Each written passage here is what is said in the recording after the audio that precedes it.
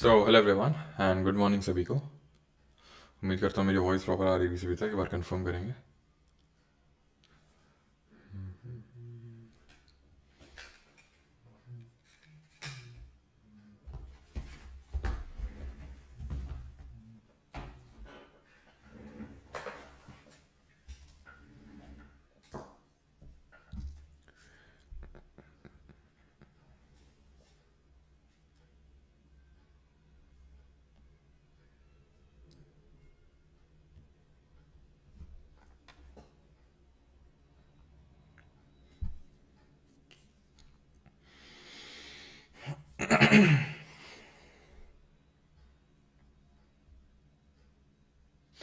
चलिए, good morning सभी को।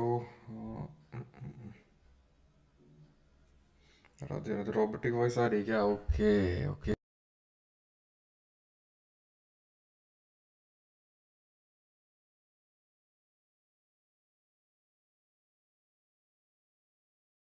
अभी वॉइस सही है? अभी को नहीं कर रहा होगा। Okay okay okay okay okay okay.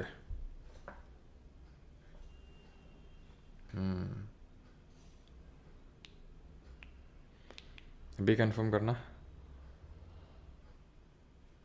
अभी वॉइस सही है? अभी को नहीं कर रहा होगा।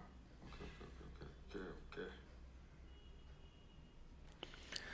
चलो भाई, तो शुरू करते हैं रिकॉर्डिंग स्टार्ट करके। आज करेंगे इंटरनेशनल ऑर्गेनाइजेशंस, अंतर्राष्ट्रीय संगठन। ठीक है, तो शुरू करते हैं अंतर्राष्ट्रीय संगठन से। ट्रेविस हेड के आउट होने के लिए घोर तपस्या। अरे सिस्टम फाड़ देंगे। ट्रेविस हेड को आने तो आज सिस्टम फाड़ देंगे उसका आज। ठीक है, चलो। सर थंबनेल में मेलोनी भाभी होना था। अच्छा।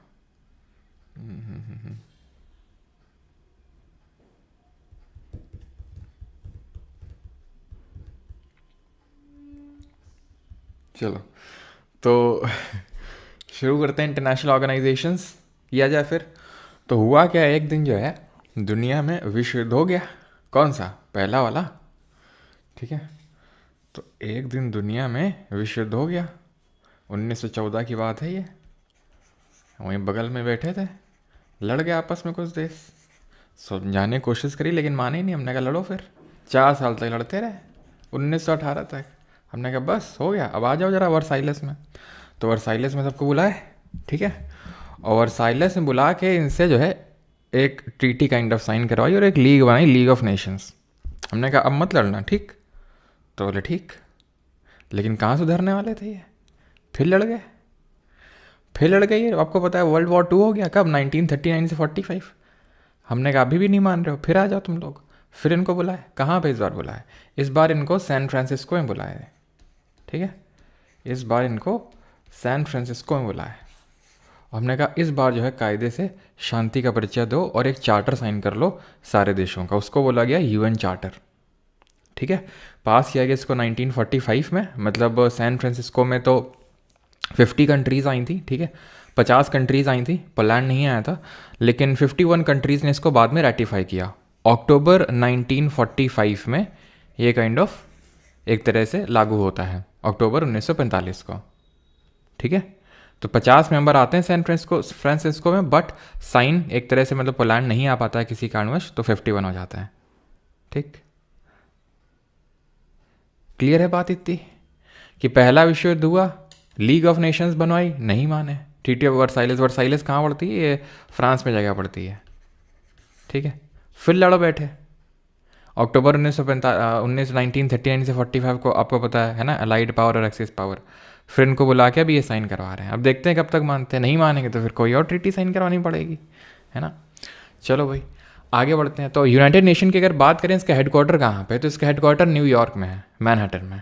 लोगो इसका है, इसमें ग्लोब दिखेगा, भी मैं आपको दिखाऊंगा। ऑलिव की ब्रांचेस होंगी, दैट इज कॉल्ड एज जैतून। ठीक है, ये आप देख पा रहेंगे। तो ये ग्लोब है एंड ये आपको ब्रांचेस दिख रही हैं, ऑलिव के ब्रांचेस। ठीक है, तो ये है जैतून, जिसको हिंदी में बोलते हैं। क्लियर? देन अगर बात करें इसका नेमिंग किसने किया था, तो फ्रैंकलिन डी रूजवेल्ट ने किया था। ठीक है। एंड सेक्रेटरी जनरल इसके करंट में है। सेक्रेटरी जनरल एक सबसे इंपॉर्टेंट पोजीशन होती है इसमें यूनाइटेड नेशन में। तो वो अभी पुर्तगाल के जो पूर्व प्रधानमंत्री हैं उनके पास है, and उनका नाम है अंटोनियो ग्यूटेरेस, ठीक है। तो फ्रैंकलिन डी रूजवेल्ट से कंफ्यूज मत कर देना, ये यूएस के प्रेसिडेंट थे, ठीक है, पूर्व राष्ट्रपति थे जिन्होंने इसका नेमिंग किया था।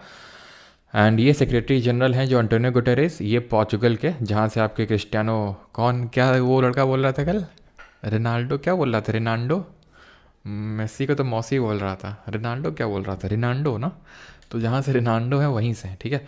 टोटल अभी 193 कंट्रीज़ है। 51 ने तो इसको रेटिफाई किया था जब ये इनिशियली आया था अक्टूबर 1945 में, लेकिन अभी प्रेजेंट में 193 यानी ऑलमोस्ट ऑल सभी कंट्रीज़ इसका मेंबर हैं। सबसे नया मेंबर है 2011 में साउथ सुडान, तो ऑलमोस्ट सारी कंट्रीज़ इसका मेंबर है।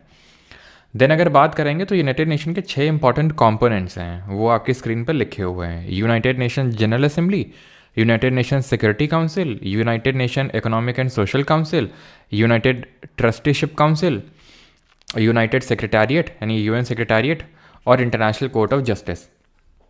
6 सेक्रेटेरिएट हैं। अब इसके अंदर में बहुत सारे ऑर्गन्स आते हैं, बहुत सारे और ऑर्गेनाइजेशंस आते हैं, यूनेस्को, यूनिसेफ जो आप पढ़ते हैं, लेकिन ये वो कॉम्पोनेंट नहीं है। कॉम्पोनेंट ये हैं आपके यूएनजीए, यूएनएससी, यूएनईएससी, यूएनटीसी, यूएन सेक्रेटेरिएट और आईसीजे। यूएन जो आपका ये ट्रस्टीशिप काउंसिल है ये तो अब अबॉलिश किया जा चुका है 1994 ऑनवर्ड्स, जैसा कि आप यहाँ पे देख पा रहे होंगे। ट्रस्टीशिप काउंसिल का है, सस्पेंडेड ऑन 1 नवंबर 1994। आपको पता नहीं दिख रहा है कि नहीं दिख रहा है, मेरे को तो दिख रहा है 1994, ठीक है। With the independence of Palau, with the independence of Palau. तो है क्या ना, ये इस कंट्री ये जो मेन ट्रस्टीशिप काउंसिल है, इससे सबका कुछ ना कुछ काम है, ठीक है। इंटरनेशनल कोर्ट ऑफ जस्टिस का काम है कि भाई जो लड़ाई वगैरह हो रही है उनका समझौता करवाएगा ये।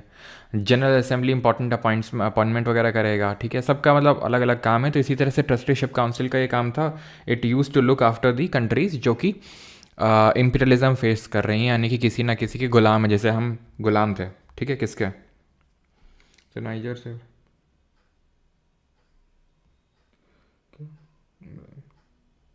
प्राइम मेडिटेरेनियन क्या होता है भाई ये,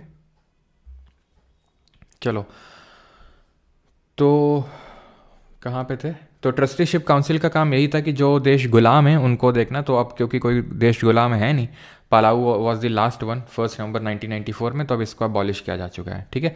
आईसीजे में ध्यान रखना है, इसमें 15 जजेस होते हैं, 15 जजेस होते हैं, ठीक है। Elected for 9 years, elected for 9 years, 9 साल के लिए इनको इलेक्ट किया जाता है with absolute majority in both the general assembly and the security council, ठीक है। जनरल असेंबली और सिक्योरिटी काउंसिल दोनों में इनको वो किया जाता है। And it is based in the Hague, मतलब कि हेग नीदरलैंड्स में इसका हेडक्वार्टर लोकेटेड है, ठीक है। ये आपका हेग नीदरलैंड्स में इसका हेडक्वार्टर है। देन बात करें अगर यूएनएससी की, दैट इज़ इसकी बात बाद में करेंगे अभी डिटेल में। यूएनजीए की बात करेंगे तो representatives of all 193 member countries, यानी कि जितनी भी, ठीक है, all countries are its part, सारे देश इसका हिस्सा हैं यूएनजीए का। एंड विद 1 वोट, सबके पास एक एक वोट है। मेजर डिसीजंस रिक्वायर 2/3 मेजोरिटी, तो कोई भी अगर डिसीजन लेना होता है तो जैसे हमारे पार्लियामेंट में हमने पढ़ा था एब्सोल्यूट मेजोरिटी है ना 2/3, तो 2/3 मेजोरिटी यहाँ पे चाहिए, अदरवाइज है सिंपल मेजोरिटी। तो सिंपल मेजोरिटी और एब्सोल्यूट मेजोरिटी हमने यहाँ पर पढ़ी थी अपने वो जो पॉलिटी है उसमें, तो उसी काइंड ऑफ उसी तरह की मेजोरिटी है। And importantly decisions are not binding on United Nation member, कोई जो डिसीजन होता है वो बाइंडिंग नहीं होता है यूएन के मेंबर में, ये इंपॉर्टेंट चीज़ है।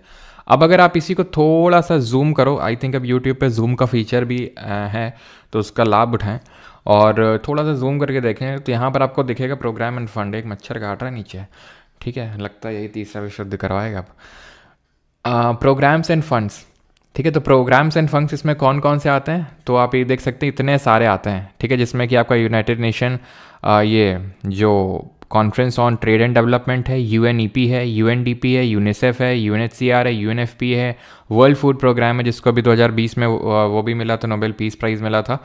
तो ये सारे ऑर्गेनाइजेशन जिनके बारे में भी हम देखेंगे, तो एक बार नहीं होगा तो फिर से इस चार्ट पे आएंगे, और अगर कोई नहीं देखेंगे, वैसे तो ऑलमोस्ट सारे देखेंगे, फिर से एक बार नहीं होगा तो उनको देख लेंगे, ठीक है। तो ये सारे प्रोग्राम्स एंड फंड्स आते हैं जनरल असेंबली के तहत, जो भी हम एक एक करके करने वाले हैं, ठीक है। तो करते हैं फिर, तो यूनाइटेड पहले तो हम यूएनएससी के बारे में पढ़ लेते हैं। तो ये जितने भी 6 हमारे कंपोनेंट हैं उसमें से ट्रस्टीशिप काउंसिल तो अबॉलिश हो चुका है। यूएनजीए के अभी हम ये जो प्रोग्राम्स एंड फंड्स उसके बारे में पढ़ेंगे। और यूएनएससी के बारे में थोड़ा सा देखना होता है कि इसमें 15 मेंबर हैं, 5 परमानेंट होते हैं और 10 इसमें नॉन परमानेंट मेंबर होते हैं। नॉन परमानेंट मेंबर को ऐसे अपॉइंट किया जाता है 2-2 साल के लिए। जैसे इंडिया 1 जनवरी 2021 को इसका नॉन परमानेंट मेंबर बना था और 31 अक्टूबर 2022 तक रहा था 2 साल के लिए। और इंडिया 8 बार ऐसे बन चुका है। सबसे ज़्यादा बार जापान बन चुका है। ठीक है, तो ये चीज़ आपसे पूछ सकता है कि कौन कौन सा यूनाइटेड नेशन का जो सिक्योरिटी काउंसिल उसमें परमानेंट मेंबर है। तो ब्रिटेन है, फ्रांस है, चाइना है, अमेरिका है और रशिया है। तो याद कैसे रख लेंगे, आपका जो मतलब बेस्ट फ्रेंड है वो कार चला रहा है। ठीक है, आपका जो बेस्ट फ्रेंड है वो कार चला रहा है, तो इस तरह से आप इसको याद कर सकते हैं। मोस्ट नंबर ऑफ टाइम्स आपका जापान रहा है। तो इसी को लेके ही आपने सुना होगा कि India wants to be a permanent member। Actually हर कोई बनना चाहता है और India is a potential contender of becoming a permanent member. तो ये मतलब कैसे, ठीक है, तो अभी इंडिया बना नहीं है इसका, क्योंकि चाइना, आपको पता है चाइना वीटो कर देता है। Veto is kind of negative power. हमने पढ़ा था पार्लियामेंट चैप्टर में भी, जब हम प्रेसिडेंट के बारे में पढ़ रहे थे तो वहाँ पर हमने वीटो पावर देखी। तो वहाँ मैंने बताया था veto is a negative power, absolute veto, suspensive veto, pocket veto and a qualified veto. अच्छा, इनमें से कौन सा वीटो जो मैंने अभी आपको बताया वो इंडियन प्रेसिडेंट के पास नहीं होता है? बताओ जल्दी से। तो ये जो 5 देश हैं ये यूएनएससी के परमानेंट मेंबर हैं। परमानेंट मतलब परमानेंट है, सच कोई वो नहीं है कि इसमें 1 साल 2 साल, 2 साल तो होता है किसका, नॉन परमानेंट मेंबर का। तो इंडिया बनना चाहता है लेकिन तब तक नहीं बनेगा जब सारी कंट्रीज़ रेटिफाई नहीं करेंगी, सारी कंट्रीज़ हाँ नहीं भरेंगी। सारी कंट्रीज़ हाँ भर रही हैं एक्सेप्ट दिस। ये चाहता है कि पाकिस्तान भी बने। ठीक है, और उसकी अपनी वही ना पॉलिटिक्स है। तो इसलिए इंडिया अभी परमानेंट मेंबर नहीं बन पा रहा, क्योंकि बाकी सारी कंट्रीज़ तो सपोर्ट कर रही हैं। फ्रांस के साथ हमारे बहुत अच्छे रिलेशंस हैं, है ना। रशिया के साथ भी अच्छे रिलेशंस हैं बहुत। डोनाल्ड ट्रम्प तो खैर है ही अपने दोस्त। ठीक है, और ब्रिटेन भी ठीक ठाक है भैया, सच कोई वो नहीं। तो चाइना ही है जो अड़ंगा अड़ा रहा है इसमें। बाकी ये कंट्रीज़ कैसे मेंबर बनी, तो एक्चुअल में जब वर्ल्ड वॉर 2 ख़त्म हुआ तो उसके बाद यही one of the 5 powerful countries बोला जा सकता है। जापान नहीं था, बिकॉज आपको पता है वो Hiroshima Nagasaki, fat man and little boy. What else do you recall from fat man little boy? तो जापान इस वजह से इसका मेंबर नहीं है। जापान भी इसका मेंबर बनना चाहता है बट इट इज़ नॉट। ठीक है, तो इस तरह से याद रखेंगे कि जो आपका बेस्ट फ्रेंड है वो कार चला रहा है, तो आपको सारे वो याद हो जाएंगे। राइट, F1 रेस किसकी ट्रिक थी, मतलब ट्रम्प दोस्त तो नहीं है? अच्छा, नहीं है क्या? चलो भाई, अभी आते हैं जो डिफरेंट फंड्स एंड प्रोग्राम्स हैं। डिफरेंट फंड्स एंड प्रोग्राम्स, तो पहला है UNICEF, United Nations children's fund, जो कि बच्चों के एजुकेशन के लिए काम करता है। हाँ, कब लॉन्च होगा सर?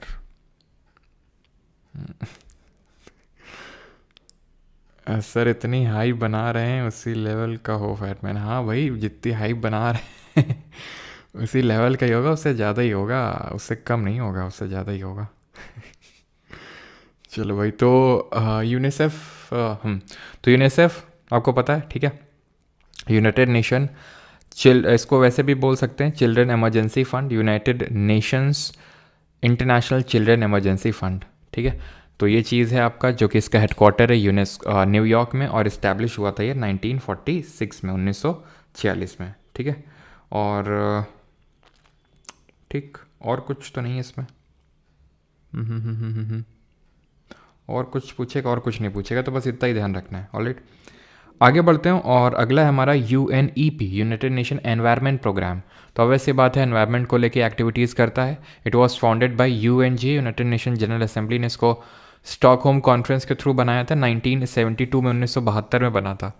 अच्छा, UNEP ने वर्ल्ड मेट्रोलॉजिकल ऑर्गेनाइजेशन के साथ मिल के, WMO के साथ मिल के IPCC का गठन किया था, international panel on climate change, 1988 में। इसके बारे में हम और डिटेल में पढ़ेंगे जब एनवायरनमेंट एंड इकोलॉजी देख रहे होंगे। WMO का हेडक्वार्टर कहाँ पर है? तो WMO का हेडक्वार्टर है, ध्यान रखिएगा, जेनेवा स्विट्ज़रलैंड में। ठीक है, जेनेवा स्विट्ज़रलैंड में हेडक्वार्टर है इसका। ठीक है, WMO का हेडक्वार्टर। UNEP का कहाँ पर है? तो नैरोबी, केन्या में है। ठीक है, ये ध्यान रखिएगा। बाकी होस्ट 9 मल्टीलेटरल एनवायरनमेंट एग्रीमेंट को होस्ट करता है, उतना इंपॉर्टेंट तो नहीं है, बस ये हेडक्वार्टर थोड़ा सा ध्यान में रखिएगा। UNEP का हेडक्वार्टर नैरोबी, केन्या में है। ठीक है, ये प्यूं प्यूं करने लगते हैं सुबह से आके।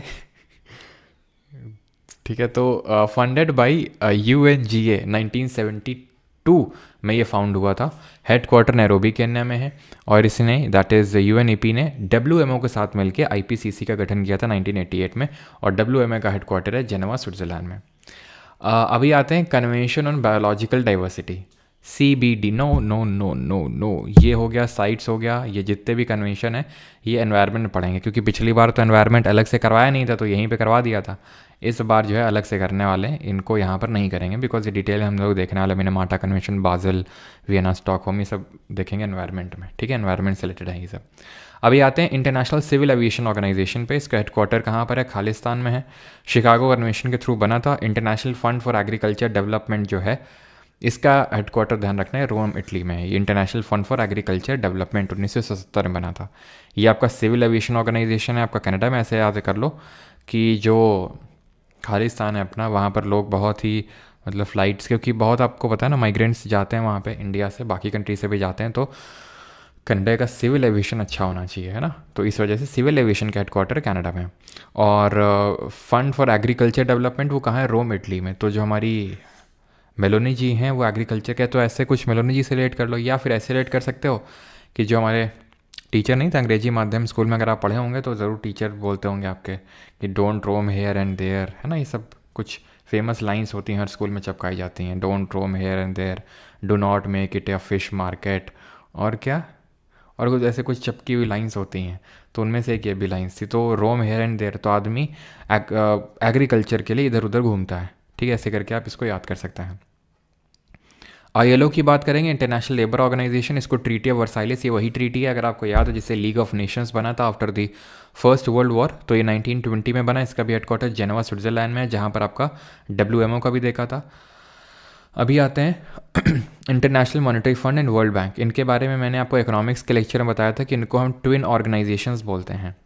क्यों ट्विन ऑर्गेनाइजेशंस बोलते हैं? बिकॉज ये एक साथ बने थे। कब बने थे एक साथ? तो ब्रिटेन वुड्स कॉन्फ्रेंस हुई थी 1944 में USA में, वहाँ से ये एक साथ बने थे इंटरनेशनल मॉनेटरी फंड और वर्ल्ड बैंक। ठीक है, इनके बारे में IMF के बारे में आपको डिटेल में बता चुका हूँ कि जब बैलेंस ऑफ पेमेंट क्राइसिस होता है किसी कंट्री में, देन IMF क्या करता है? फंडिंग देता है, फिर काइंड ऑफ उसी को हम बोलते हैं बेल आउट करता है। और हम कब गए थे IMF के पास? एक ही बार गए अभी तक, बताइए कब गए थे? वर्ल्ड बैंक की अगर बात करेंगे, और ये सब SDR क्या होता है और वो सब हमने देखा था। ठीक है, बैलेंस ऑफ पेमेंट के जो कॉम्पोनेंट होते हैं, ठीक है, बैलेंस ऑफ पेमेंट के, वो सब हमने देखे थे। ठीक है, और SDR को ही हम क्या बोलते हैं? इस SDR को ही हम आपका पेपर गोल्ड के नाम से भी जानते हैं, है ना। वर्ल्ड बैंक, इसमें 5 ऑर्गेनाइजेशंस कंबाइंड। तो एक्चुअल में वर्ल्ड बैंक, चलो उसके बारे में भी देखें, तो वर्ल्ड बैंक के बारे में ध्यान रखना, 5 ऑर्गेनाइजेशन कंबाइन करके वर्ल्ड बैंक बनाया गया था। इसका हेडक्वार्टर, दोनों का हेडक्वार्टर कहाँ पर है? वॉशिंगटन DC में। ठीक है, दोनों का ही हेडक्वार्टर वॉशिंगटन DC में है। अब एक्चुअल में ये ट्विन ऑर्गेनाइजेशंस नहीं, ट्रिपल ऑर्गेनाइजेशंस बनाए गए थे। तो तीसरा ऑर्गेनाइजेशन भी बना था ब्रिटेन वुड कॉन्फ्रेंस में, और उसका नाम था ITO, इनकम टैक्स ऑफिसर, है ना। वो था आपका इंटरनेशनल ट्रेड ऑर्गेनाइजेशन, लेकिन वो चल नहीं पाया बिकॉज US ने विदड्रॉ कर दिया। देन बना गट्ट। गट्ट क्या होता है? ये होता है general agreement on trade and tariff. Tariff क्या होता है? तो जब कोई कंट्री, जैसे फॉर एग्जांपल इंडिया जो है चाइना से सामान इंपोर्ट कर रही है, तो वो टैरिफ लगाएगी, टैक्स लगाएगी, उसको टैरिफ बोलेंगे। वो इसलिए लगाया जाता है सो दैट कि जो हमारा डोमेस्टिक, जैसे फॉर एग्जांपल मोबाइल हमने इंपोर्ट किए, तो कई बार ऐसा होता है कि डंपिंग कर देता है बाकी दूसरा कंट्री कि भाई खूब माल एकदम सस्ते में दूसरी कंट्री में डाल दो, तो वहाँ की डोमेस्टिक मार्केट क्रैश कर जाती है। अब आपको पता है माइक्रोमैक्स ये सब पहले एग्जिस्ट किया करते थे, सब खत्म है। ख़त्म क्यों है? क्योंकि इतने बड़े सस्ते दामों में चाइनीज़ ये जो सब वीवो, ओप्पो ये सब आ गए हैं, तो फिर कहाँ से सर्वाइव कर पाएंगे माइक्रोमैक्स वगैरह।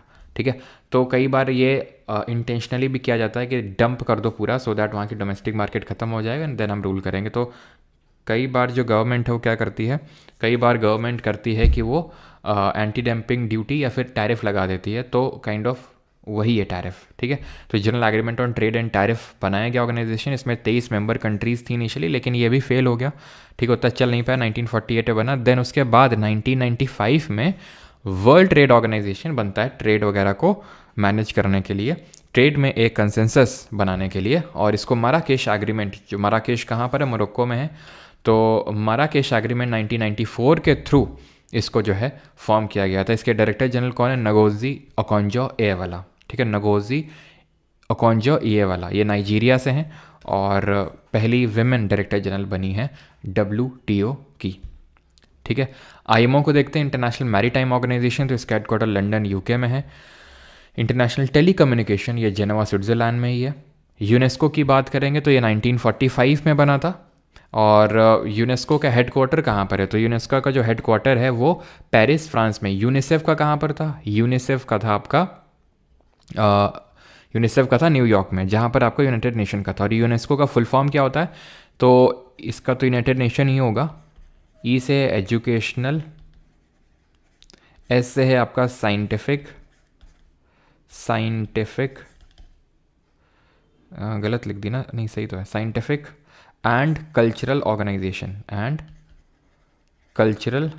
ऑर्गेनाइजेशन, ये इसका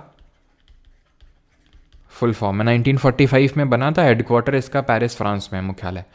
यूनिडो की बात करेंगे तो United Nations industrial development organisation, United Nation industrial development organisation, ये यूनिडो है ये आपका। इसका हेडक्वार्टर है वियना ऑस्ट्रिया में। ठीक है, वियना ऑस्ट्रिया में एक और हेडक्वार्टर है, हम देखेंगे अभी, ओपेक करके एक संस्था है उसका। WHO पे आते हैं, वर्ल्ड हेल्थ ऑर्गेनाइजेशन, तो इसका हेडक्वार्टर कहाँ पर है, जेनेवा। WHO, WMO, ILO, ठीक है, इन सब का हेडक्वार्टर कहाँ पर है, इन सब का हेडक्वार्टर जेनेवा स्विट्ज़रलैंड में। WHO, ILO, WMO, ठीक है। देन ये स्टैब्लिश कब हुआ था, 7 अप्रैल 1948। और इसी दिन हम क्या मनाते हैं, क्या सेलिब्रेट करते हैं इंपॉर्टेंट डेज में, हमने देखा था। तो ये जो है हम सेलिब्रेट करते हैं वर्ल्ड हेल्थ डे, विश्व स्वास्थ्य दिवस, हेल्थ डे। और अभी इसके कौन है डायरेक्टर जनरल, कौन, तो ये हैं अभी, ठीक है, WHO के, क्या नाम है इनका, जल्दी से बताओ, ब्राज़ील से हैं। UNCTAD, United Nations conference on trade and development, इसका भी हेडक्वार्टर जेनेवा स्विट्ज़रलैंड में 1964 में बना था। आई थिंक यहाँ पे वीपो नहीं है क्या, चलो तो ध्यान रख लेना। वीपो जो होता है ना, वर्ल्ड इंटेलेक्चुअल, आई थिंक होगा नहीं होगा तो देख लो, वर्ल्ड इंटेलेक्चुअल प्रॉपर्टी ऑर्गेनाइजेशन, इसका हेडक्वार्टर भी जेनेवा स्विट्ज़रलैंड में। तो WHO, ठीक है, मैं लिख देता हूँ, WHO, WTO, ठीक है, ILO, वीपो, ओ जितने भी ऑर्गेनाइजेशन है सब का हेडक्वार्टर कहाँ पे है, जेनेवा स्विट्ज़रलैंड में है। ठीक, क्लियर है यहाँ तक सभी को। अब इसको फांसी दी जाए कि नहीं दी जाए बताओ, अब इसको तो फांसी होगी, फांसी क्यों। चलो भाई, तो आगे बढ़ते हैं। और ये कौन है, ये मतलब गवर्नर जनरल, इसका नाम था टेड्रोस करके, टेड्रोस आदम करके कुछ नाम है, पूरा नाम तो मतलब मुझे भी नहीं पता है, टेड्रोस करके है ये कुछ जिसका नाम, ठीक है, क्लियर। आगे बढ़ें अभी।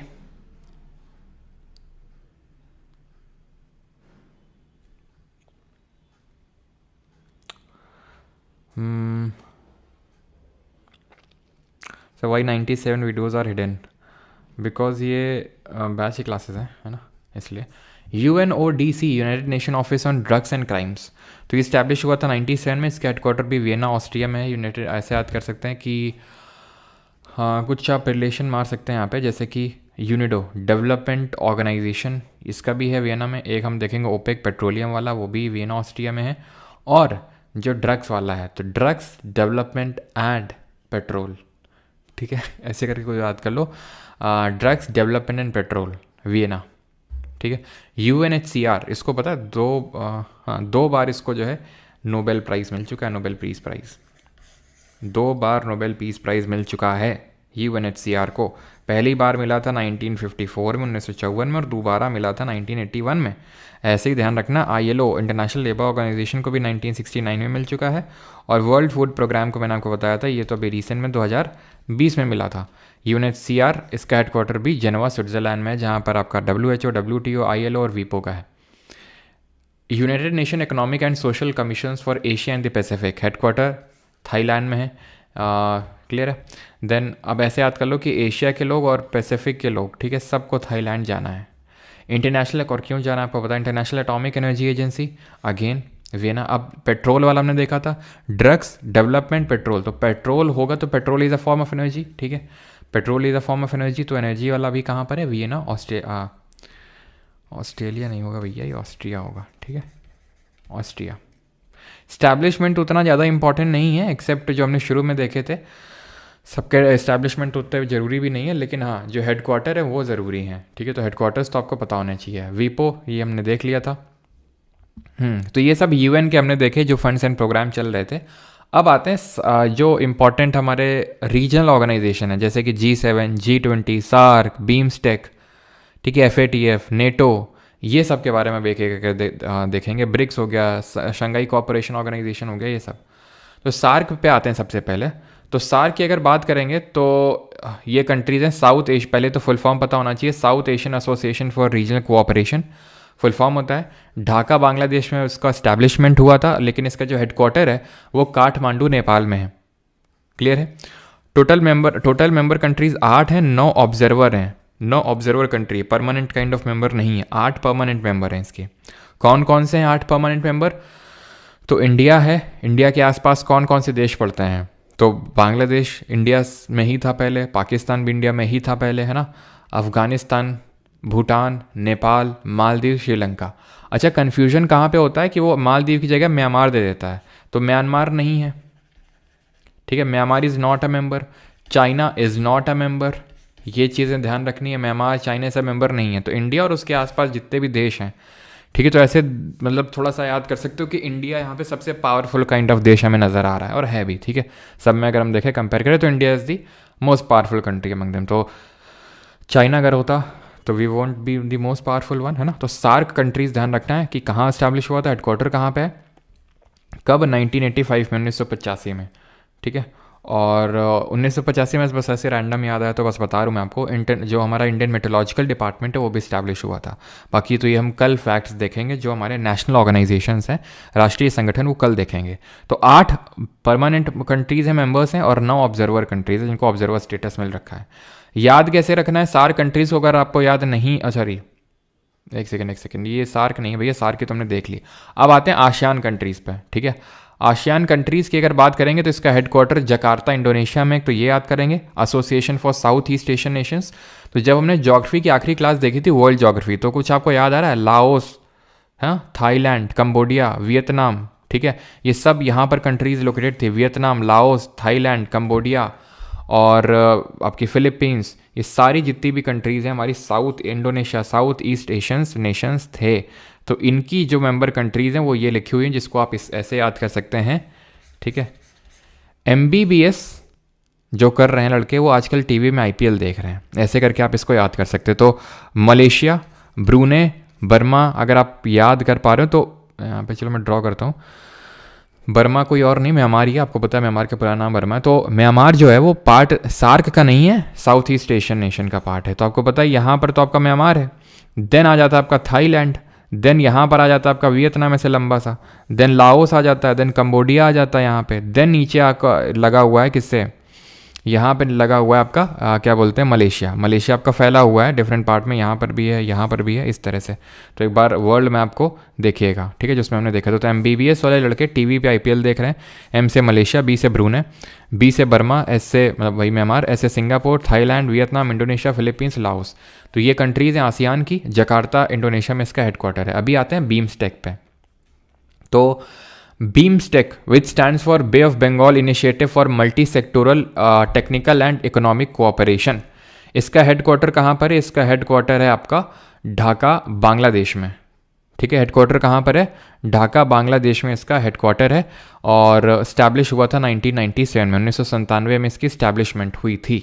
वहीं पर अगर हम बात करेंगे इसकी मेंबर कंट्रीज़ कौन कौन सी हैं, तो बड़ा आसान है इसकी मेंबर कंट्रीज़ को याद करना, क्योंकि B से है आपका बांग्लादेश, ठीक है, I से है इंडिया, M से है म्यांमार, S से श्रीलंका, T से है थाईलैंड, ठीक है, T से है थाईलैंड, EC की जगह NB कर दो, न्यू बैलेंस से याद कर सकते हो, NB, नेपाल और भूटान, ठीक है। तो ये याद आपका इसी फुल फॉर्म से ही हो जाएगा। वैसे फुल फॉर्म तो इसका ये है, Bay of Bengal initiative for multi sectoral technical and economic cooperation, लेकिन है क्या कि आप इसको ऐसे करके भी याद रख सकते हैं, ठीक है। क्लियर यहाँ तक। और एक मैंने चीज़ करवाई थी, अगर आपने करंट अफेयर्स देखा होगा अभी रिसेंट में, तो कुछ मैंने आपको पढ़ाया था वहाँ पे कि बीमस्टेक का पहला जो यूथ समिट है वो कहाँ पे हुआ है, जल्दी से बताओ।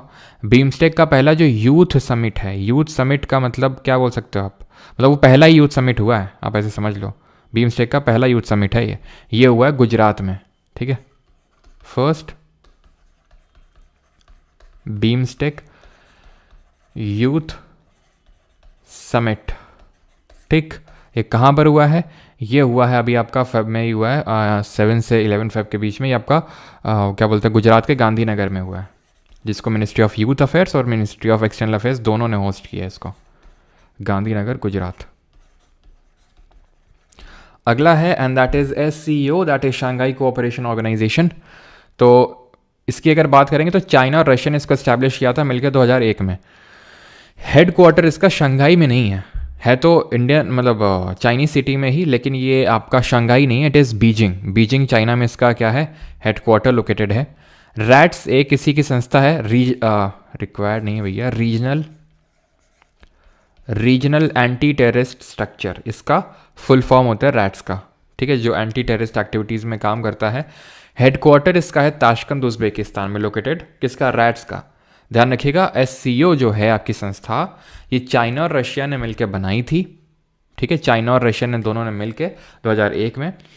और उसके बाद अभी 9 मेंबर कंट्रीज़ हैं, Tajikistan, Russia, Uzbekistan, China, Kyrgyzstan, Pakistan, ठीक है, इंडिया, कजाकिस्तान और ईरान। पाकिस्तान और इंडिया दोनों 2017 में मेंबर बने थे, 2017 में दोनों ने ज्वाइन किया था। और जो अभी सबसे रिसेंट मेंबर है इसका वो है आपका जो ईरान है, ठीक है, जिसने 2023 यानी 2023 में ही इसको क्या किया है, ज्वाइन किया है, ठीक है। यहाँ तक किसी को कोई दिक्कत तो नहीं है, आगे बढ़ें।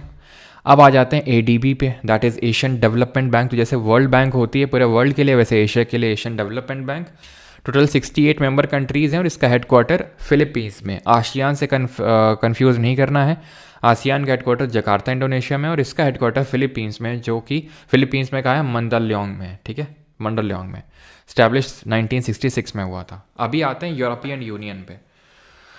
तो यहाँ पे वो कंट्रीज़ हैं, ठीक है, जहाँ पर आपका शेंगन वीज़ा चलता है। शेंगन वीज़ा का मतलब है कि आप बनाओ एक वीज़ा, शेंगन वीज़ा, और हर कंट्री में जाके घूमो। जो भी यूरोपियन यूनियन की पार्ट है आपको अलग अलग वीज़ा की ज़रूरत नहीं है। लेकिन ब्रिटेन को दिक्कत थी तो ब्रिटेन बाद में जो है अभी एग्जिट कर गया था रिसेंट में 2020 में ऑफिशियली।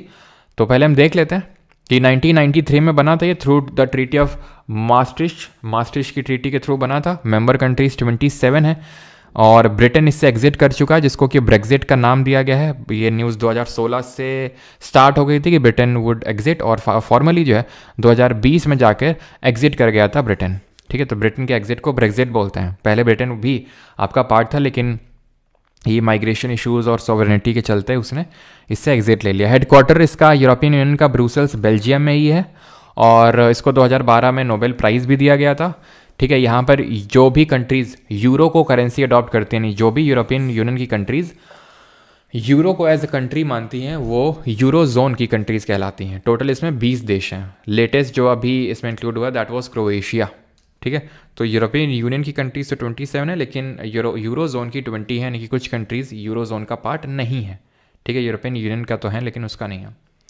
नेटो की बात करते हैं, जिसकी वजह से अभी व्लादिमीर ज़ेलेंस्की जी को हड़काया गया है ना। एक्चुअली में नेटो की वजह से ही एक तरह से बोल सकते हैं हड़काया गया। क्यों? क्योंकि नेटो ही वो जड़ है जिसकी वजह से रशिया और यूक्रेन के बीच में काइंड ऑफ वॉर हो रही है काफ़ी लंबे समय से। एंड ये है कि अब है क्या ना कि नेटो जो है, नेटो जो संस्था है, ये संस्था काइंड ऑफ रशिया इसको मतलब लाइक नहीं करता है, ठीक है। रशिया की अगर रशिया ने अपनी एक अलग से काइंड ऑफ संस्था बना रखी है, ठीक है, तो ये इसका पार्ट नहीं है। वैसे तो एक है, उसका नाम मैं लिख देता हूँ यहाँ पे, दैट इज़ एक जो रशिया ने बना रखी है, it is collective security treaty organisation, ठीक है। ये रशिया का ऑर्गेनाइजेशन है नेटो को काउंटर करने के लिए। तो एक्चुअल में नेटो में क्या होता है, नेटो का ये फिलॉसफी कि अगर कोई भी नेटो कंट्री को अटैक करेगा तो सारी जितनी भी नेटो की कंट्रीज़ हैं वो उन पर अटैक माना जाएगा और सारी कंट्रीज़ उसके रक्षा के लिए आएंगी। तो नेटो काफ़ी टाइम से अपनी इच्छा जाहिर कर रहे आ रहा है, ठीक है। एक्चुअल में यूएसएसआर आपको पता होना चाहिए, ये जो पहले होता था सोवियत संघ जो होता था आपका, यूएसएसआर जिसको हम बोलते हैं, तो ये जो सोवियत संघ है ये डिसइंटीग्रेट हो गया था। अब डिसइंटीग्रेट होने के बाद बहुत सारी कंट्रीज़ निकल के आए जिनमें कि यूक्रेन भी एक था, ठीक है। यूएसएसआर का मैं फुल फॉर्म लिख देता हूँ, हो सकता है आपसे कभी पूछ ले। Union of Soviet socialist republics, ठीक है, रिपब्लिक्स, ठीक है। तो 1991 में ये डिसइंटीग्रेट हो जाता है, 1991 में, और उसके बाद काफ़ी सारी कंट्रीज़ निकल के आती हैं इसमें। यूक्रेन थोड़ा सा रशिया के अगेंस्ट जा रहा था और ये रशिया को बात पसंद नहीं आ, ये पसंद क्यों आएगी, क्योंकि भाई आप खुद ही सोचो, अगर यूक्रेन मेंबर बन जाएगा नेटो का तो काइंड ऑफ उनके जो दुश्मन है रशिया के वो तो उसके एकदम करीब में आ गए, एकदम बगल में आ गए, ठीक है। तो वो चीज़ रशिया को पसंद नहीं आई और ये काफ़ी टाइम से नेटो में ज्वाइन होना चाह रहा था यूक्रेन, तो रशिया ने बोला ऐसे नहीं चल पाएगा और रशिया ने यहाँ पर अटैक कर दिया। और अब बेचारे ये नेटो वाले यूक्रेन को मेंबर बना नहीं रहे हैं। पहले तो यूएस ने ऐसे ओपनली नहीं बोला था कि मेंबर नहीं बनाएंगे, ठीक है, लेकिन अब तो डोनाल्ड ट्रम्प ने ओपनली बोल दिया है, ये नेटो की वजह से ही बेटा हो रहा है सब कुछ, यूक्रेन को बोल दिया है इसका मेंबर तुम्हें नहीं बना पाएंगे चाहे कुछ भी हो जाए। तो अब जो है काफ़ी दोहरी मार पड़ रही है यूक्रेन को। सर आप रशिया के साइड हो? Yes, because I love people of Russia. Russia के लोग बहुत अच्छे होते हैं, ठीक है। कलेक्टिव सिक्योरिटी ट्रीटी ऑर्गेनाइजेशन, ठीक है, तो ये रशिया का एक संस्था है और ये एंटी काइंड ऑफ नेटो। इसका हेडक्वार्टर कहाँ पे? ब्रुसेल्स बेल्जियम में, ठीक है। तो इसका हेडक्वार्टर ब्रुसेल्स बेल्जियम में। अभी आते हैं इंटरनेशनल सोलर अलायंस पे। ये एकमात्र ऐसी इंटरनेशनल संस्था जिसका हेडक्वार्टर इंडिया में आपको देखने को मिलेगा। पीएम मोदी जी ने इसका कॉन्सेप्ट रखा था 2015 में, ठीक है। ये कॉन्सेप्ट रखा था फ्रांस के साथ इन्होंने, जब फ्रांस में इंडिया अफ्रीका समिट हो रही थी, फ्रांस में इंडिया अफ्रीका समिट हो रही थी बिफोर दिस UN CCC का जो मीट हुआ था, यूनाइटेड नेशन जो आपका कॉन्फ्रेंस ऑन क्लाइमेट चेंज होता है, तो उसके पहले ही ये पीएम मोदी जी ने कॉन्सेप्ट रखा था इंटरनेशनल सोलर अलायंस का, ठीक है। टोटल अभी 120+ कंट्रीज़ हैं। इसका हेडक्वार्टर इंडिया के गुरुग्राम में है और इसकी ऑफिशियल लैंग्वेज इंग्लिश और फ्रेंच है। अच्छा, अगर मैं आपसे पूछ लूँ UN की ऑफिशियल लैंग्वेज कौन कौन सी है, तो मुझे लास्ट में याद दिलाना, मैं आपको लिखवा दूंगा UN की ऑफिशियल लैंग्वेजेस कौन कौन सी हैं, बिकॉज ये भी कई बार आपसे क्वेश्चन पूछता है, जैसे कि अरबी, चाइनीज़, अंग्रेजी, फ्रेंच, रशियन और स्पेनिश, ये सब आपकी ऑफिशियल लैंग्वेजेस कंसिडर की जाती हैं यूनाइटेड नेशंस की, ठीक है। तो एक बार मुझे याद दिला दीजिएगा और मैं आपको वहाँ पर लिखवा दूंगा, ठीक है।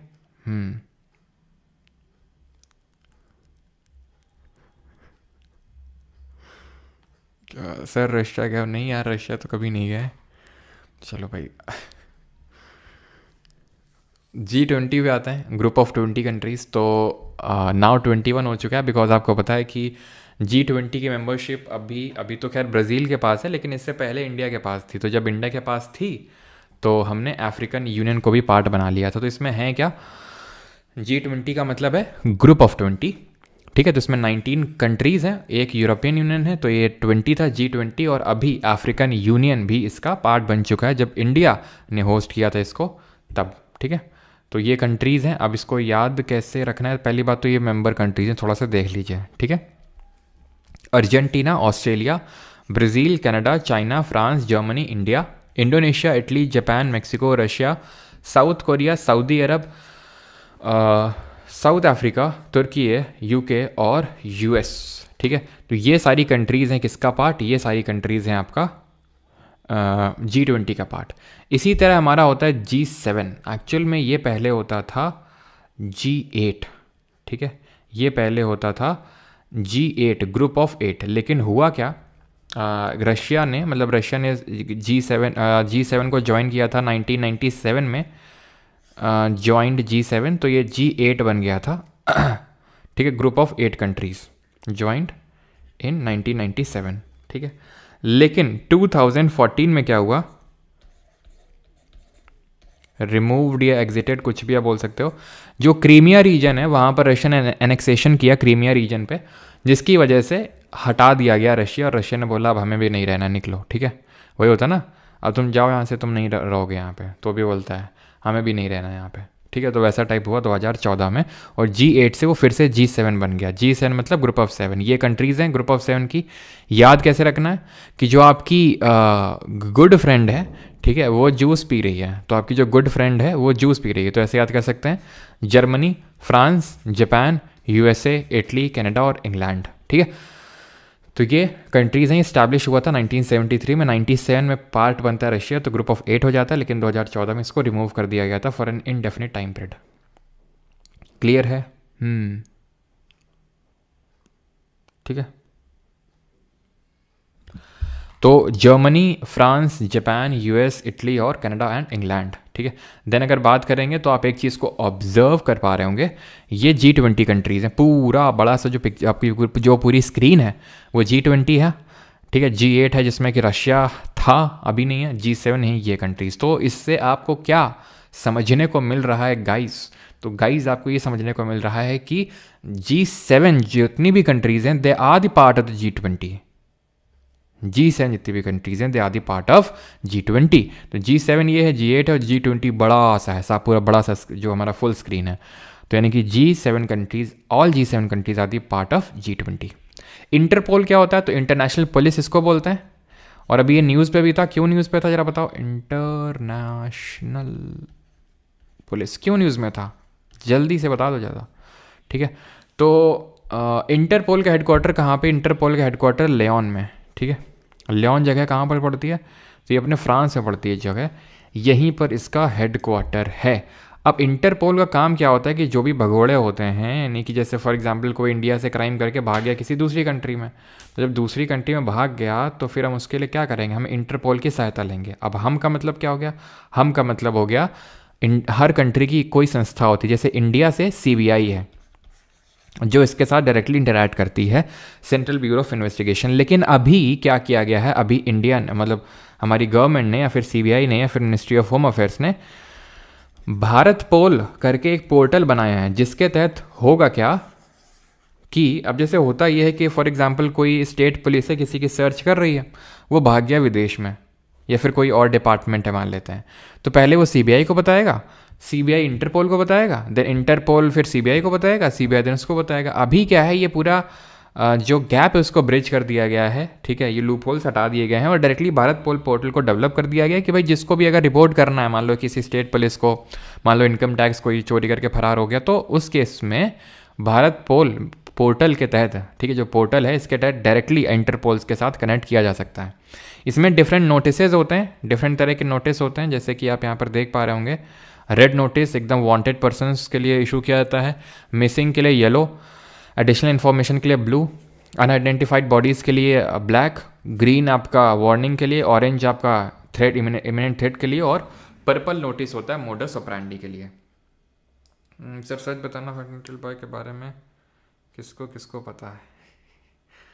बेटा बस तुम ही लोगों को पता है, ये मान लो, मतलब पता तो किसी को नहीं है, पता चलेगा ठीक है अभी कुछ दिनों में, अभी तो किसी को नहीं पता है। चलो तो आगे बढ़ते हैं। अभी आते हैं ओपेक पे। ओपेक क्या है? Oil and petroleum exporting countries. ठीक है, इसको हम क्या बोलते हैं? OPEC, oil and petroleum exporting countries. ठीक है, इसका हेडक्वार्टर कहाँ पे? इसका हेडक्वार्टर है वियना, ऑस्ट्रिया में। ठीक है, एक वो कंट्री जो ऑयल को एक्सपोर्ट नहीं करती है, वहीं पे इसका हेडक्वार्टर है। ठीक है, रिसेंट में अंगोला बाहर निकला था इससे। ठीक है, FATF रह गया हमारा, FATF भी आपको करवा देते हैं। FATF, financial action task force, financial action task force. इसमें लिस्ट होती हैं, वो आपको पता होगा ना, black list, grey list, black list होती है। अभी ब्लैक लिस्ट में कौन कौन सी कंट्रीज़ हैं भाई? फाइनेंशियल एक्शन टास्क फोर्स का जो, चलो पहले तो ये लिखवा देता हूँ कौन कौन सी है। तो एक तो आपकी DRC है, democratic Republic of Korea, that is north Korea, Iran और म्यांमार। तो ये 3 कंट्रीज़ हैं करंट में जो आपकी FATF की जो ब्लैक लिस्ट है उसका पार्ट है ये। ठीक है, FATF का जो मेन काम होता है वो ये मतलब 1989 में बना था। An initiative of G7 countries, an initiative of G7 countries. तो इनका मतलब इसको बनाने का मेन पर्पस ये था कि मनी लॉन्ड्रिंग से लड़ा जा सके, ठीक है। मेन मनी लॉन्ड्रिंग और जो टेरर फाइनेंसिंग होती है उससे लड़ा जा सके, उसके लिए आपका FATF को बनाया गया था। इसके हेडक्वार्टर की बात करेंगे तो इसका हेडक्वार्टर लोकेटेड है पेरिस, फ्रांस में। पेरिस, फ्रांस में इसका हेडक्वार्टर लोकेटेड है, ठीक। अब यहाँ तक किसी कोई डाउट तो नहीं, बताओ जल्दी से। और तब तक यहाँ पर मैं आपकी जो ऑफिशियल लैंग्वेजेस हैं वो लिख देता हूँ यूनाइटेड नेशंस की।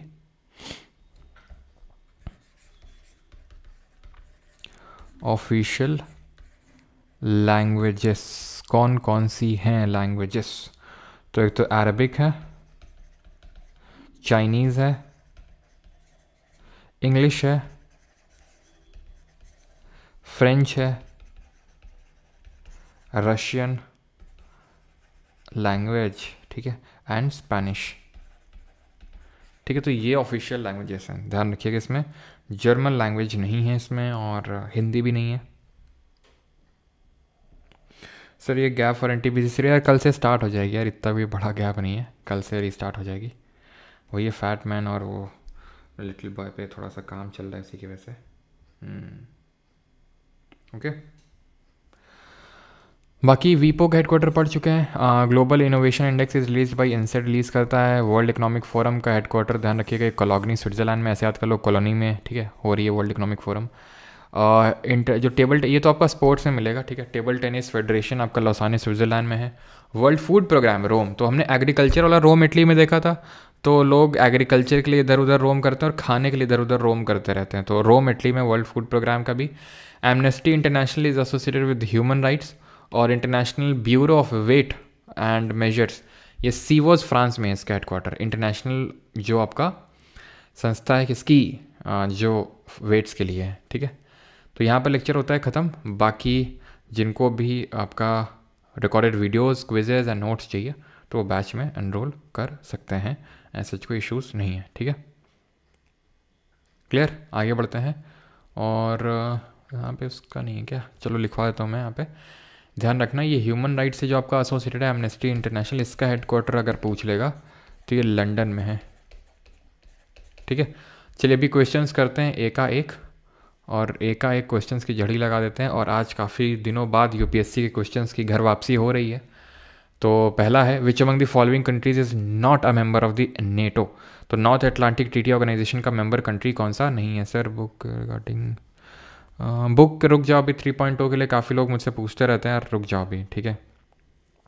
फैट मैन और लिटिल बॉय कुछ आ रहा है अभी इनिशिएटिव, तो उस तक इंतज़ार कर लो, मैं सभी को बोलूँगा जिनके पास है, ठीक है, आप उससे पढ़िए। लेकिन अभी अगर आप सोच रहे हैं या फिर ऐसा कुछ है तो रुक जाइए जब तक फैट मैन लिटिल बॉय जब तक नहीं आते हैं, ठीक है। ये आपका एंगेजमेंट था क्या कल? अबे तुम लोग रोज़ एंगेजमेंट करवाते, रोज़ शादी करवाते, क्या चल रहा है नाटक है? हम बोलना नहीं चाहते हैं फालतू में। चलो, तो not a member of the following country, मतलब इसमें से कौन सा नेटो का मेंबर नहीं है? हंगरी नहीं है, पोलैंड नहीं है, बेलारूस नहीं है, टर्की नहीं। तो यार थोड़ा सा अगर आप यहाँ पर दिमाग लाएंगे तो बेलारूस नहीं होगा, कि बेलारूस जो है ये रशिया से डिसइंटीग्रेट करके बना है और ये उसी का पार्ट है जो ऑर्गेनाइजेशन रशिया वाला जो मैंने आपको बताया था। और यार एक सेकेंड,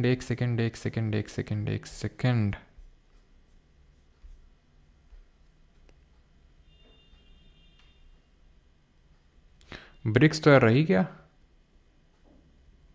ब्रिक्स तो रह ही गया, रुक जाओ भाई, ब्रिक्स तो रह गया। ब्रिक्स तो सबसे इंपॉर्टेंट ऑर्गेनाइजेशन है और अभी रिसेंट तो न्यूज़ में भी था। रुक जाओ, ब्रिक्स इंपॉर्टेंट है।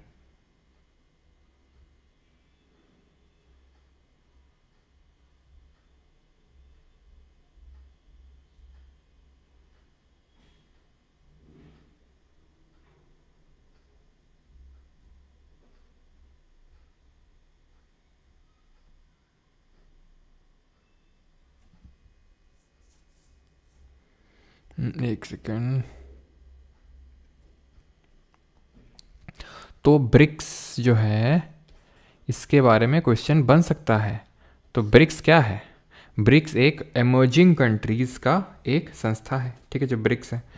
2009 में ये बनता है ब्रिक्स, ठीक है। Established in the year 2009। ठीक है, इमर्जिंग कंट्रीज़ का एक ग्रुप है, ब्राज़ील, रशिया, इंडिया, चाइना और साउथ अफ्रीका, ये इसके ओरिजिनल फाउंडिंग मेंबर्स थे। ठीक है, Brazil, Russia, India, China and south Africa, ये इसके फाउंडिंग मेंबर कंट्रीज़ थे। लेकिन अभी अभी रिसेंट में, यानी कि ये 5 कंट्रीज़ इसका मेंबर थी। ठीक है, मेंबर फाउंडिंग मेंबर कंट्रीज़ 2009 में। देन मतलब ये तो 2010 में बना था, बाद में ज्वाइन किया था। फाउंडिंग मेंबर तो ब्राज़ील, रशिया, इंडिया और चाइना ही थी, ये बाद में 2010 में इसने ज्वाइन किया था। लेकिन अभी Saudi, Egypt, UAE, Ethiopia, Iran and Indonesia, ये जो कंट्रीज़ हैं ये नई मेंबर कंट्रीज़ बनी हैं। तो 6 नई मेंबर कंट्रीज़ हो गई, 5 पहले से ही थी, यानी total 11 member countries, 11 full member countries हो गई हैं जो फुल टाइम मेंबर्स हैं।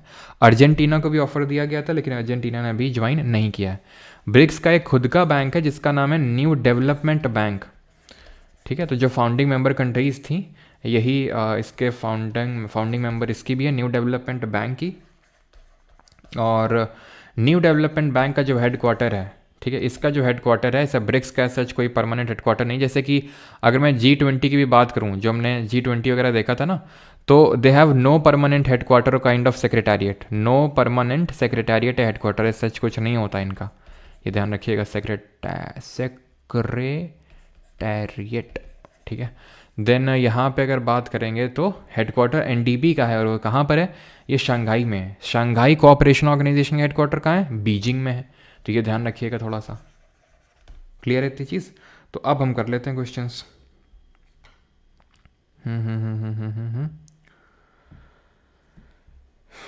और तो कुछ नहीं है। चलो तो अभी क्वेश्चंस करते हैं। तो बेलारूस जो है इसका पार्ट, यहाँ पर बेलारूस इसका पार्ट नहीं है। हेडक्वार्टर को आपको लिस्ट करना है with the regional bloc, ASEAN, सिस, EU, ओपेक, जल्दी से बताओ। ठीक है, इसमें आई थिंक सिस हम लोग नहीं देखे हैं, बाकी तो सब देखे ही हैं। ASEAN, association for south east Asian Nations, कहाँ पर है, जकार्ता, इंडोनेशिया में। तो क्या हो जाएगा 4th।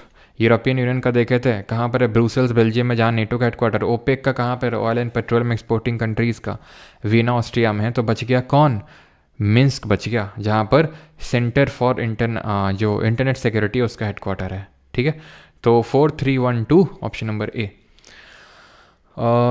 इनमें से कौन सी बीमस्टेक की मेंबर कंट्रीज़ हैं बताइए, बहुत आसान ही है। तो CFF 2022। सर आपने बोला था लास्ट में चार्ट फॉर से करने को मतलब, ओके ठीक है, हाँ ये वाला चार्ट, ओके ठीक है, ये वाला ना। तो UNSC वाला तो हम देख चुके हैं। ठीक है, कि इसमें 10 नॉन परमानेंट, 5 परमानेंट होते हैं, 10 नॉन परमानेंट वाले 2 साल के लिए इलेक्ट होते हैं। परमानेंट वालों के पास वीटो पावर होती है।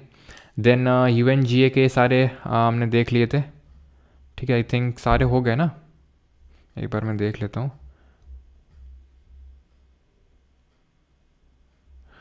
यूनेक्टेड का हेडक्वार्टर ये बताया है ना मैंने आपको, जेनेवा स्विट्ज़रलैंड में, जेनेवा। ठीक है, स्विट्ज़रलैंड में इसका यूनेक्टेड का है।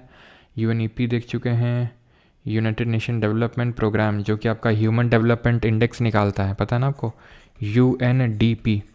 इसका हेडक्वार्टर ध्यान रखना कहाँ पर है, इसका हेडक्वार्टर न्यूयॉर्क में है।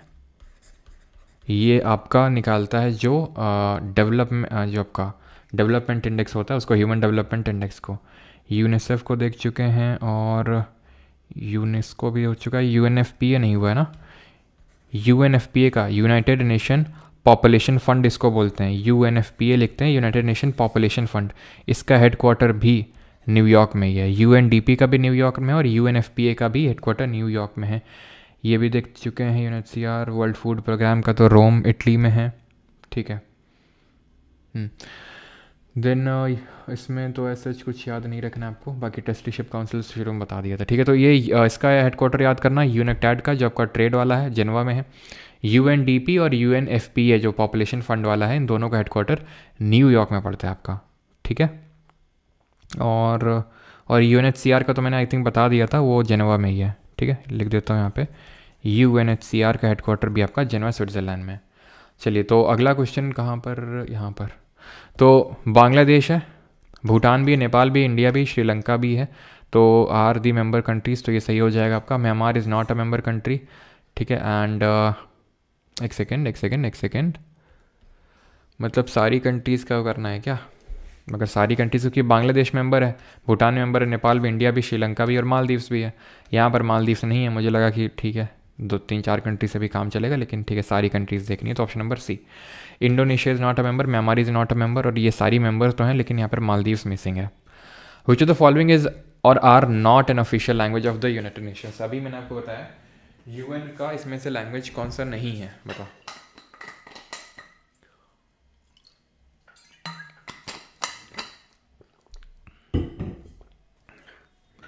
तो not an official language of the UN, Arabic, German, Spanish और चाइनीज़।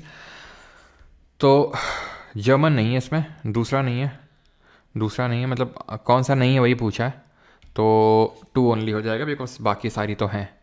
सार्क के बारे में क्या ऑब्जेक्टिव्स हैं? जो हमारा सार्क है, South Asian association for regional cooperation, इसके क्या नहीं है, मतलब क्या ऑब्जेक्टिव्स हैं? तो to promote the welfare of the people of South Asia and to improve the quality of life, yes.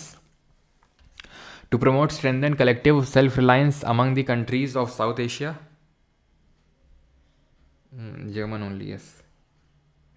इस तरह के क्वेश्चन ना बहुत आसान होते हैं, लगते हैं आप लोगों को, ठीक है, कि स्टेटमेंट्स हैं, लेकिन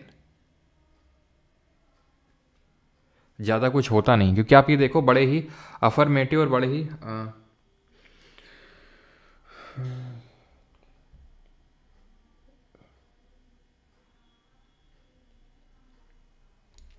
सर बीमस्टेक में मालदीव क्या चीज़? Okay okay okay okay okay okay okay okay यार, ठीक ठीक ठीक ठीक ठीक ठीक, एक second.